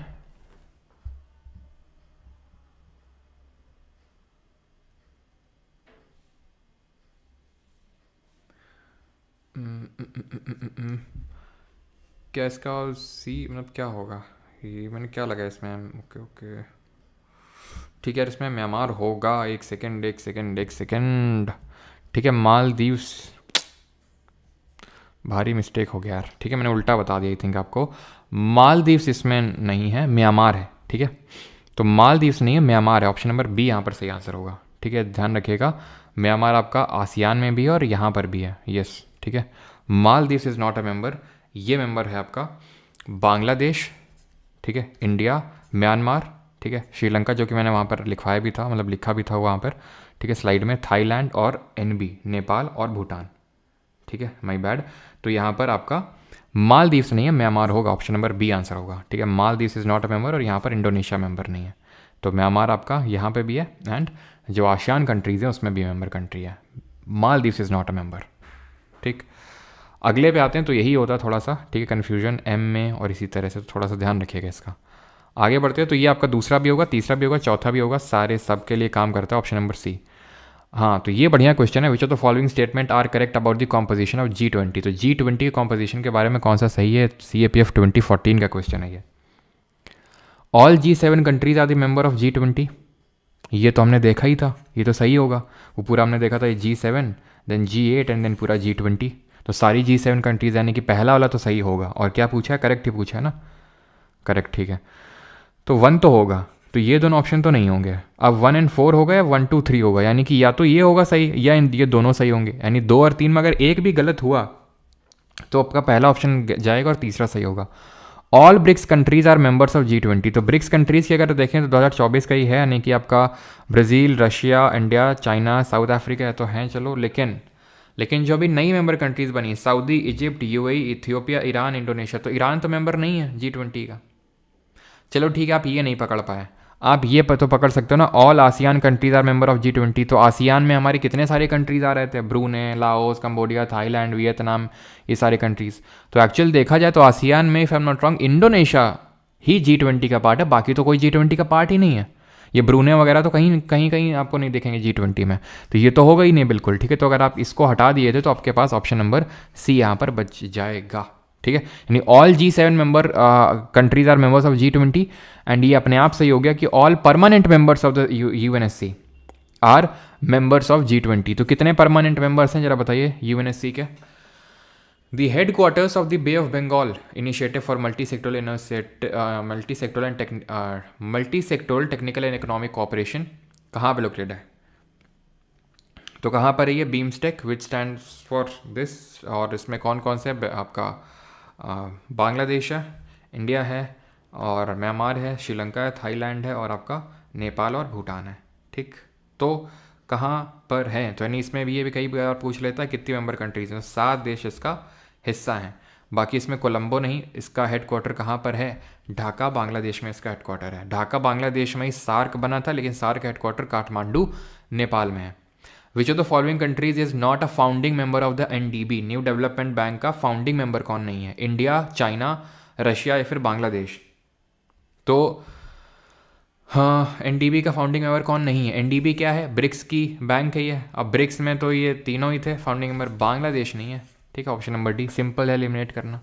Which one of the following international organisation consider its core responsibility as providing financial help to member countries which are experience balance of payment problem? तो उन कंट्रीज को हेल्प करना जिनमें बैलेंस ऑफ पेमेंट की, भुगतान संतुलन की crisis चल रही है, उनको असिस्ट कौन करता है? तो यहाँ पर सही आंसर क्या होगा? IMF, इंटरनेशनल मॉनेटरी फंड, जिसका हेडक्वार्टर कहाँ पर है? वॉशिंगटन DC, जो कैसे बना था? जो आपका बना था ब्रिटेन वुड कॉन्फ्रेंस है, ठीक है, which was form through Bretton Woods conference in 1944। और इसका ट्विन ऑर्गेनाइजेशन कौन सा है? World Bank. वर्ल्ड बैंक के रिगार्डिंग एक चीज़ ध्यान रखना कि जो वर्ल्ड बैंक होता है आपका, ठीक है, ये पहले जाना जाता था IBRD के नाम से, international bank for reconstruction and development. बाद में वर्ल्ड बैंक बना है, पहले international bank for reconstruction and development होता था, IBRD, ठीक है। Which of the following best describes BRICS? तो इनमें से कौन सा ब्रिक्स को सही से डिस्क्राइब करता है? Group of 5 nuclear powers, a group of 5 industrialised nations, a group of 5 major emerging economies, a group of 5 potentially strong UNSC members from the countries of the global south. भाई UNSC के permanent member की अगर बात करें तो China तो है ही है।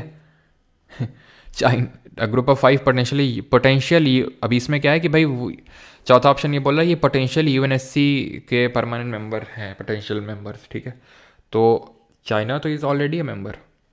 वैसे तो ये ग्रुप अलग से बना हुआ है, उसको बेसिक ग्रुप बोलते हैं, बेसिक, ठीक है, जिसमें ब्राज़ील और ये अर्जेंटीना और क्या बोलते हैं, साउथ अफ्रीका, इंडिया, ये सब आते हैं, ठीक है, बेसिक ग्रुप आता है उसमें। लेकिन ठीक है, ये वाला तो बिल्कुल ही हट जाएगा because China is already a part. 5 major emerging economies हैं ये, ठीक है। देन आते हैं recently which of the following countries were placed in the grey list of FATF में कौन अभी प्लेस्ड हुआ था? तो अभी मैंने आपको बताया था कि FATF की एक ब्लैक लिस्ट होती है जिसमें 3 मेंबर कंट्रीज़ हैं, है ना। एक तो DRC है, ईरान है, और आपकी कॉन्गो है, मतलब DRC है, that is democratic Republic of Congo, Korea है और ईरान है। ग्रे लिस्ट में अगर बात करेंगे FATF की तो ये अभी रिसेंट में टर्की एंड UAE होंगे। आसियान के बारे में कौन सा सही है बताओ? Chairmanship of ASEAN rotates annually based on the alphabetical order of the English names of the member states. Chairmanship is decided by voting among the member state. Motto of ASEAN is one vision, one identity, one community. 12th August is celebrated as ASEAN Day. बताओ। तो मोटो तो यार सही है, देखो यहाँ पे तो ये जो आपका जो थर्ड वाला है वो तो सही होगा ही होगा, ठीक है, ठीक है, थर्ड वाला तो सही होगा ही होगा, तो ये वाला गया आपका। और ये 12 अगस्त नहीं होगा, डेटा है, ठीक है, 8 अगस्त को होता है ये आपका, ये गलत होगा आपका। तो ऑप्शन बच गया एक, यानी 1 और 3। दूसरा वाला अपने आप गलत हो गया और पहला वाला अपने आप सही हो गया, तो 1 and 3 इसका सही आंसर हो जाएगा। Not a permanent member of the UNSC का परमानेंट मेंबर कौन सा नहीं है? फ्रांस नहीं है, चाइना नहीं है, जापान नहीं है, फिर यूके नहीं है। तो जापान नहीं है यूएनएससी का परमानेंट मेंबर। हमने देखा था जो कंट्रीज़ काफ़ी पावरफुल थी वो बन गई थी इसका मेंबर। ठीक है, क्लियर। आगे है UN, which of the following UN organisation has been awarded with Nobel prize twice. 2 बार किसको नोबेल प्राइज़ मिला है? International panel on climate change, international जो एटॉमिक एनर्जी एजेंसी है यूएनएचसीआर, या फिर यूनिसेफ।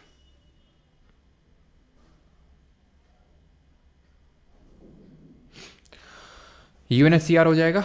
यूनिसेफ को तो मिला ही नहीं है नोबेल। ठीक है, यूएनएचसीआर को 2 बार मिला है आपका।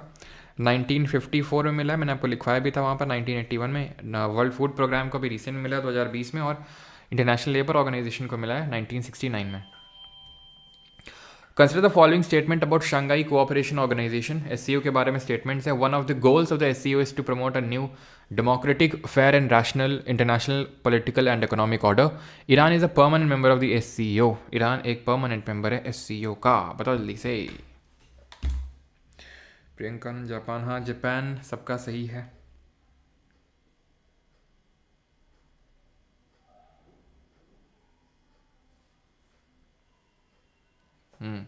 और भाई क्वेश्चन नंबर ही बता दिया करो, ठीक है, अगर ए बी सी ऐसे लिखते हो तो।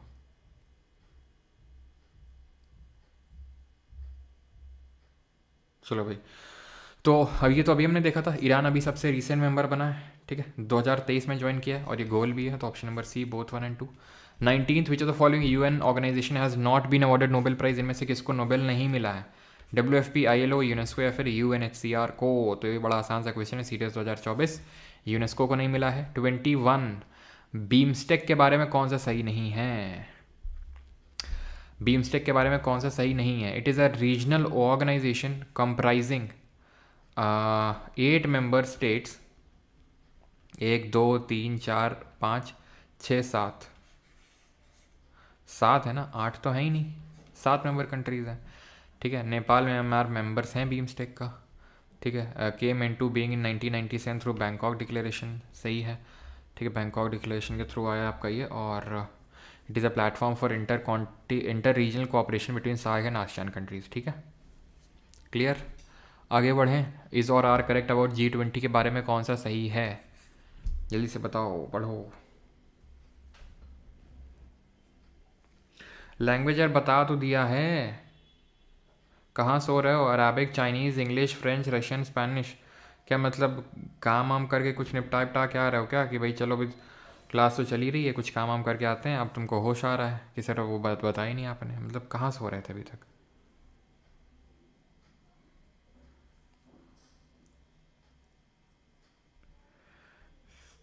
चलो, तो it has no permanent secretariat, सही है, ये तो हमने देखा ही था। कोई G7 G20 का परमानेंट सेक्रेटेरिएट नहीं है, तो ये दोनों तो गलत हो जाएंगे बिकॉज करेक्ट ही पूछा है ना। तो या तो 2 होगा या तो 3 होगा। It was founded on a legally binding international agreement, तो लीगली बाइंडिंग एग्रीमेंट नहीं था। ठीक है, तो answer option number D 1 and 3। And the last question, I think last ही होगा, नहीं अभी 2 हैं बस। Which of the following statements about the UN is not correct. कौन सा सही नहीं है? बताओ।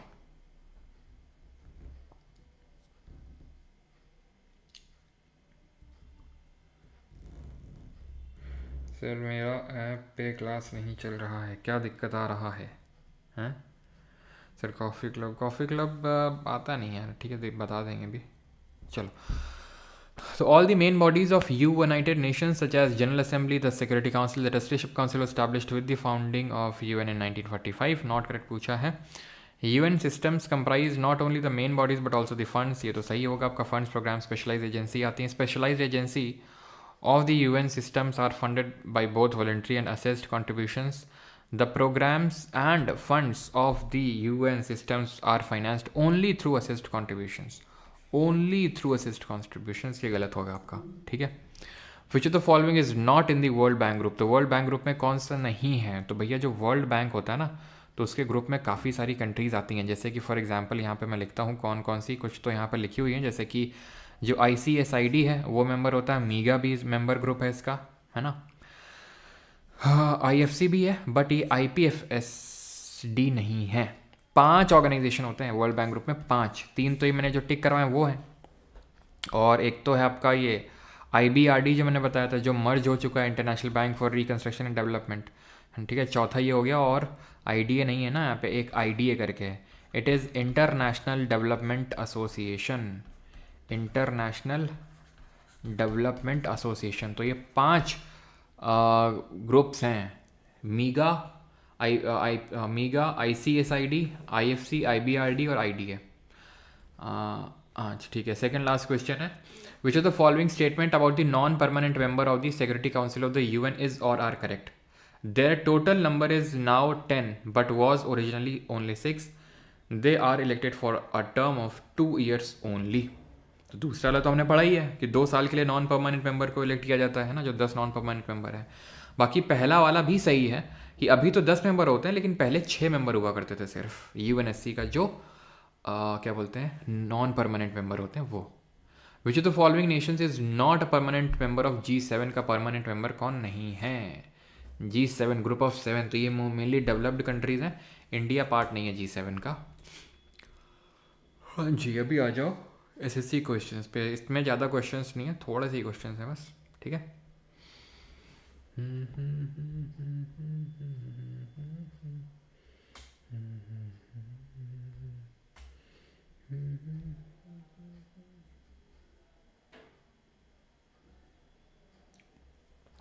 चलो, तो what percentage of jobs in India are at risk of automation as per World Bank data 2016, तो 69%, option number C. Which of the following countries is not a member of SAARC. SAARC का member कौन नहीं है, south association for regional cooperation, ये एक मतलब है, और इसमें इसका मेंबर नहीं है आपका म्यांमार, ठीक है। गलती से मैंने वो वहाँ पर रिलेट कर दिया था उस वाले क्वेश्चन में, CDS वाले क्वेश्चन में, ठीक है, बीमस्टेक वाले क्वेश्चन में। तो सार्क का मेंबर नहीं है म्यांमार, ये आपका बीमस्टेक और आसियान का मेंबर है, ठीक है। इज दैट क्लियर और नॉट, तो मालदीव्स इसका मेंबर है, उसका नहीं, बीमस्टेक का। Which of the following trade agreements aims to strengthen intra SAARC economic cooperation to minimise the regional region's potential for trade and achieve development for the people। कौन सा organisation है बताइए। आफ्टा है, साफ्टा है, नाफ्टा है या लैया है, क्या है बताओ जल्दी से। तो ये आपका साफ्टा है, ठीक है, साफ्टा है, ठीक है, SAFTA, south association free trade agreement इसका हो जाएगा फुल फॉर्म, ठीक है। साउथ एसोसिएशन, साउथ एशियन, एक सेकेंड, साउथ एसोसिएशन नहीं, साउथ एशियन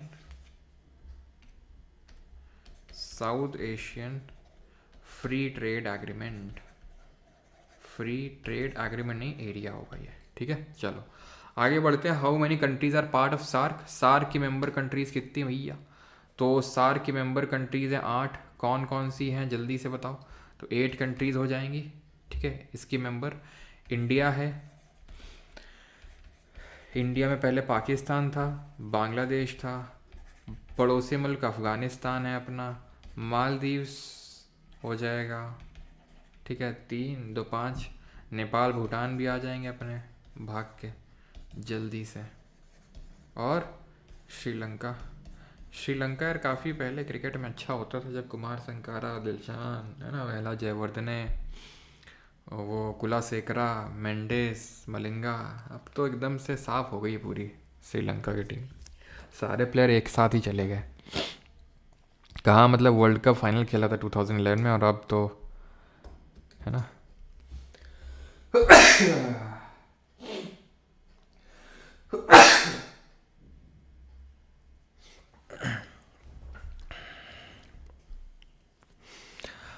क्रिकेट की बात करके गलती कर दी लगता है। I2U2 is a initiative also referred as, तो I2 का है मतलब ईरान, सॉरी ईरान बोल रहा हूँ, इज़राइल, इंडिया, और U2 का मतलब है UAE एंड USA, तो it is a east Asian इस क्वाड, ठीक है। यूएन सस्टेनेबल डेवलपमेंट गोल कौन सा है, बताओ जल्दी से।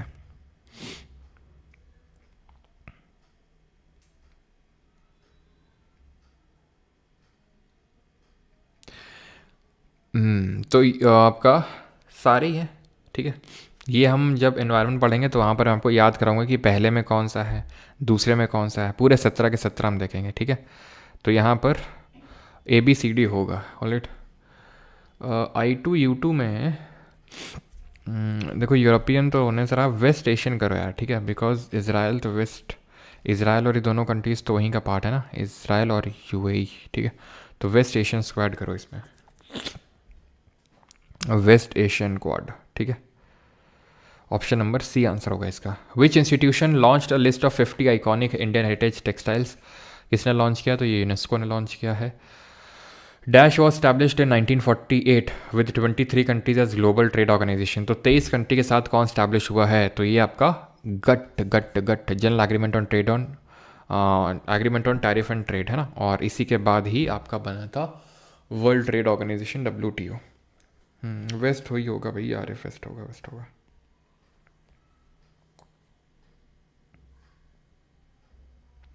अरे सर आपको कोल्ड भी होता है, मुझे तो लगा था आप AI जनरेटेड हैं। अच्छा, विच सुधर जाओ बेटा। Which organisation was created in 1988 by WMO and UNEP, तो WMO और UNEP ने मिलकर क्या बनाया था, IPCC बनाया था, है ना, देखा तुम लोगों ने। गट कितने कंट्रीज के साथ मिलकर स्टैब्लिश हुआ था। In which year did India became signatory to the CITES, ये इंडिया सिग्नेटरी कब बना था साइट्स का। साइट्स क्या है, अगेन एनवायरनमेंट वाले में पढ़ेंगे, convention on international trade in endangered species on wild fauna and flora, तो आंसर होगा 1976, जब हमने 42nd अमेंडमेंट किया था, तो ऐसे याद कर सकते हैं तभी, ठीक है। Where is the headquarter of the international hockey federation, का हेडक्वार्टर कहाँ पे है, तो ये Geneva Switzerland. Where is the headquarter of badminton world federation का, बैडमिंटन का, तो बैडमिंटन का ध्यान रखना मलेशिया में।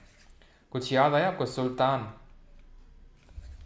सुल्तान Sultan Azlan Shah,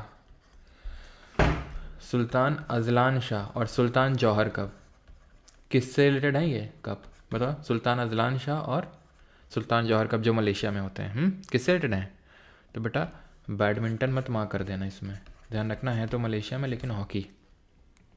India joint, yes, India join the UN after ratifying UN charter, तो कब ज्वाइन किया था, CPO में पूछा गया, तो ये हमने 1945 में ज्वाइन किया था, सॉरी अक्टूबर में हो गए, अक्टूबर ही मैंने आपको बताया था, ठीक है, अक्टूबर। Which of the following countries is headquarter of international table tennis federation, कहाँ पर है, तो ये भी जेनेवा स्विट्जरलैंड में है। Which of the following releases the global innovation index, global innovation index को कौन रिलीज करता है, तो इनोवेशन ये वीपो, वर्ल्ड इंटेलेक्चुअल प्रॉपर्टी ऑर्गेनाइजेशन, है ना, कॉर्नेल यूनिवर्सिटी और INSEAD, option number B। South Asian leader sign the SAARC charter for the first summit, in dash in the year 1985, तो कहाँ पर साइन हुआ था, तो सार्क का हेडक्वार्टर कहाँ पे है, तो हेडक्वार्टर तो आपका, ठीक है, कोलंबो नहीं होगा, दिल्ली नहीं होगा, थिम्पू भी नहीं होगा, ढाका में होगा, ठीक है। तो एक्चुअल में क्या, पिछले क्वेश्चन में नहीं भैया, इसमें तो B होगा, ठीक है, इंसेड, कॉर्नेल और वीपो, ठीक है। तो सार्क हमने देखा था 8 मेंबर कंट्रीज इसका मेंबर है, और काठमांडू नेपाल में इसका हेडक्वार्टर है, ढाका में मतलब बना था ये, लेकिन हेडक्वार्टर काठमांडू में है। कुछ तो यार कर लोगे कि नहीं कर पाओगे, तो कुछ क्वेश्चन कर लोगे, देखते हैं, जो नहीं कर पाओगे वो करवा देते हैं। ये वाला करना मत अभी, क्योंकि पढ़ाया भी नहीं अभी, वही है, ठीक है। अच्छा, ये सब तो एनवायरनमेंट वाले हैं, एनवायरनमेंट वाले भी उन्होंने मना किया था आपको। सार का मेंबर कौन नहीं है, ये तो, ये भी मत करना, क्योंकि ये लेटेस्ट, अच्छा ठीक है, ये तो मतलब करंट अफेयर टाइप है। अब देख रहे हो 2024 में क्वेश्चन पूछा है, 2021 का मल्टी डायमेंशनल पॉवर्टी इंडेक्स पूछा है, अब जो पूछेगा आगे वो 2022 का याद करके जाना, है ना। चलो भाई, तो बाकी तो और आई थिंक कर सकते हैं, बाकी तो मेन क्वेश्चन हो ही गए हैं, कुछ बचा भी नहीं, ठीक है, दो तो स्किप ही करने। इंटर ये बता दो कहाँ पर है ये, international bureau of weights and measure का जो हेडक्वार्टर है, आसान है ये। कहाँ पर है? फ्रांस में, ठीक है। Option number D.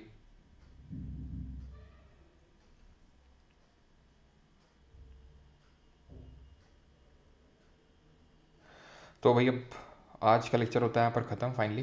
एंड जिसको भी बैच वगैरह लेना है तो ये यहाँ पर से जाके ले सकते हो आप, ठीक है। एंड कहाँ से? परमार अकेडमी ऐप से, जहाँ पर आपको सारी चीज़ें मिल जाएंगी। एंड कल करेंगे नेशनल ऑर्गेनाइजेशन, ठीक है, जो राष्ट्रीय संगठन है वो। सर आज ट्रैविस हेड को जल्दी आउट करवा देना। अरे सिस्टम फाड़ देंगे, बोला नहीं था शुरू में। ट्रैविस हेड, सोचो अगर आज ट्रैविस हेड ने एकदम फिर मार कुटाई मचा दी और इंडिया हार गया तो ट्रैविस हेड को नेशनल एनिमी घोषित कर दिया जाना चाहिए फिर तो हमारे हिसाब से। I2U2 बता दो सर। I2U2 कंट्रीज का ग्रुप है, जैसे ब्रिक्स कंट्रीज का ग्रुप है, सार्क है, G7 है, वैसे I2U2 4 कंट्रीज का ग्रुप है। इसराइल, इंडिया, UAE और USA का। बैड बाय तुम्हारा ऐप नहीं चल रहा है, तो जो ये नंबर है ना, व्हाट्सएप नंबर, जो ये क्वेरी नंबर है जहाँ पर आप टीम के साथ कनेक्ट हो सकते हैं और कुछ भी डाउट पूछ सकते हैं, तो वो वाले नंबर पे आप बोल दो, तो वो क्या है ना कि ऐप वालों से बोल देंगे, तो आपका ऐप चलो अगर कुछ होगा तो चल जाएगा।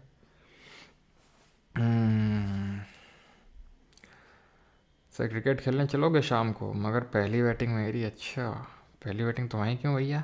ऐसे थोड़ी ना होगा, पहले तो पुड़िया का पैकेट उछाला जाएगा। इंग्लिश आई तो हमारा और हिंदी आई तो तुम्हारा बैटिंग, ठीक है। अब पुड़िया तुम चूज़ कर लेना, केसर की लोगे या राजश्री लेनी है, कौन सी लेनी है वो तुम अपने हिसाब से, या फिर वो SNK वाली लेनी है, अपने हिसाब से तुम डिसाइड कर लेना। लेकिन इंग्लिश आई तो हमारा और हिंदी आई अगर मान लो तो फिर मैं बैटिंग करूँगा, अगर हिंदी आई तो मैं बैटिंग करूँगा। And if English then I will bat the first. Okay, तुम बढ़िया का रैपर चूज़ तुम कर लेना। हाँ विमल, अच्छा विमल उछालोगे, ठीक ठीक ठीक ठीक, विमल उछलेगा। अच्छा राष्ट्रीय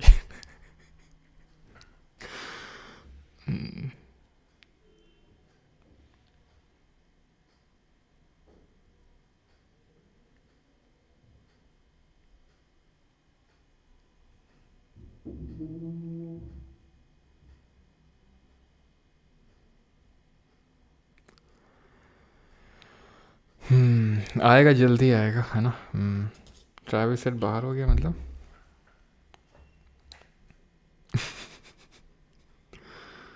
क्या PT सर?